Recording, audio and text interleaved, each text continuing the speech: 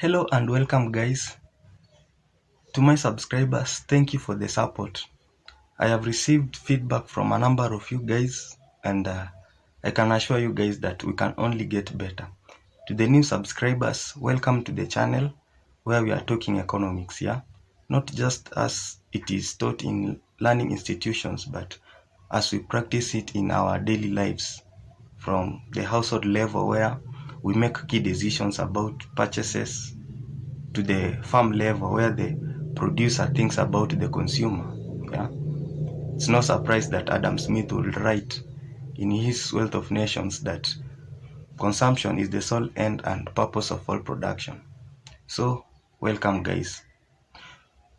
I'm super excited to do this video because it's a video that's talking about a model which, in my view, has received little credit or has been seriously underappreciated.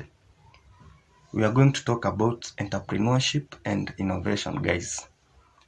And of course, I'm aware of John Hicks' warning that there's no single economic theory which will be able to do for us everything we want at all times.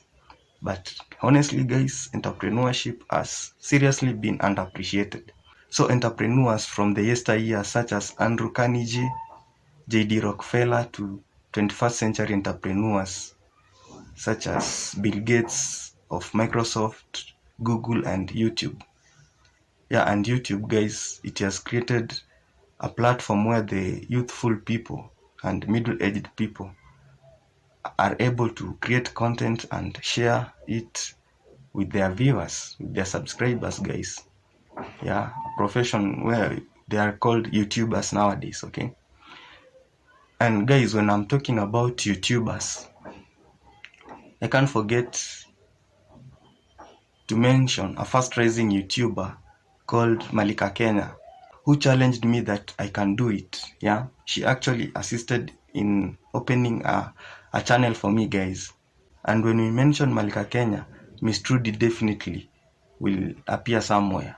And with Miss Trudy, you expect Wodemaya to be somewhere there. So guys, those are just a number of YouTubers who are making good use of the YouTube space, and yeah, it has created opportunities for them, guys. And it's so unfortunate to learn that economists do not appreciate entrepreneurship for simple reason that it can't be modeled. Yeah, in fact, a number of authors have criticized the economists for their obsession with math. But well, for us, we have seen what entrepreneurship has done, and we also learned that Paul Kagame will say that entrepreneurship is the sure way of development. So entrepreneurship is doing a lot, guys, and it will always do a lot. So when we're talking about entrepreneurship, it will be so difficult not to mention Joseph Schumpeter, who is popular known for his creative destruction analysis of the capitalist society. So it will be fair if we just maybe highlight some of his thinking or his views about entrepreneurship. So to Schumpeter, entrepreneur is a person who has the capability to combine different factors, yeah? And an entrepreneur and entrepreneurship to Schumpeter is the engine that drives the capitalist society. And once the functions of a capitalist ceases to exist, Schumpeter argues that marks the end of a capitalist society, for simple reason that with entrepreneurship comes profit, and with profit comes wealth. So if there is no profit, if there is no wealth, then there is no capitalist society. Another insight from Schumpeter about entrepreneurship is that he argues that an entrepreneur does not need to have enough money to start an enterprise, but the entrepreneur needs only to be innovative. Yeah, because he argues that the children of an entrepreneur will be able to maintain the position of the founder if only they become more innovative. And on that point, he quotes a a saying that he had in America that 3 generations from overalls to overalls. In simple terms, it means that it is so difficult to maintain the position of a founder of an enterprise. Also, Schumpeter says that an entrepreneur is somebody who has the urge to lead their industry. Yeah, a person who fights battles for the sake of fighting, and therefore these people are a tiny minority in any given society.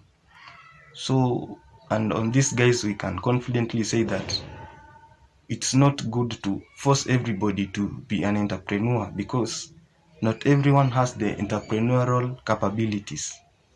Yeah, so those are just some of his ideas, or what he had to say about entrepreneurship.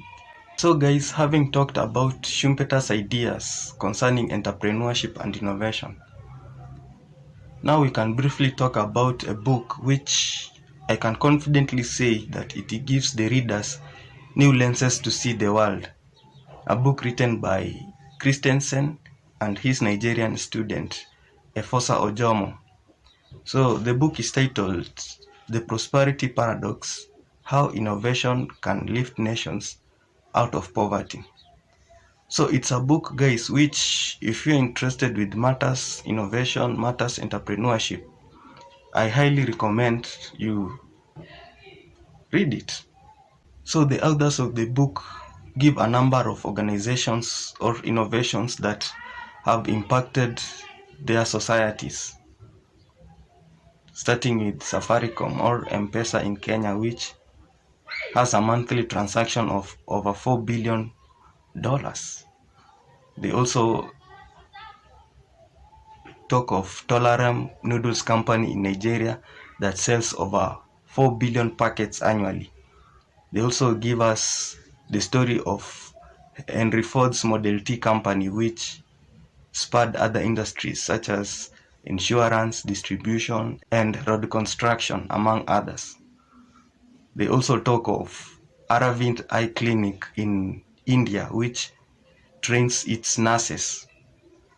So these are just some of the organizations or innovations which impacted their societies, and also they had to meet the infrastructure requirements for smooth running of their operations.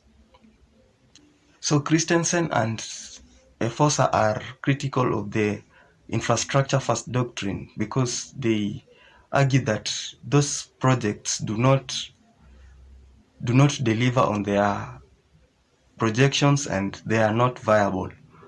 They give a number of projects which stalled, in Tanzania, in South Africa, Brazil, in Afghanistan, where a project to build classrooms, which ended up with no students to learn in those classrooms. But the countries remain in huge debt to the creditors, who financed and built those projects. So they quote a study by Danish economist called Bent Flichberg, who studies mega projects, that is projects that cost over $1 billion. And from the findings of this economist is that most of these mega projects do not deliver on the economic projections, and they are usually over budgeted. And on this point of not delivering on their economic projections, consider the standard gauge railway in Kenya, which was projected to transport over 40% of the cargo from the port of Mombasa. But a few months after the launching of the project of the railway line, it is reported that only 2% of the cargo were transported via the railway line. So to Christensen and Efosa Ojomo, they argue that if infrastructure is pulled into the society by market creating innovations, then those projects become more viable. So guys, that's a book that greatly is pro entrepreneurship and innovation. However, entrepreneurship has a number of problems which has been talked about, which have been identified by other practitioners. And in fact, a survey by KNBS shows that almost half of the startups do not live more than 1 year from their inception. And other surveys have suggested that 9 out of 10 startups do not live to their 10th year of existence. So those are just some of the challenges that needs to be addressed so that entrepreneurship and innovation can even impact people in a much greater and broader way. So guys, to finish this video, I a quote that I read somewhere that if the government is big enough to give you everything you want, the government, then it's also big enough to take it away from you. Full stop, end of quote.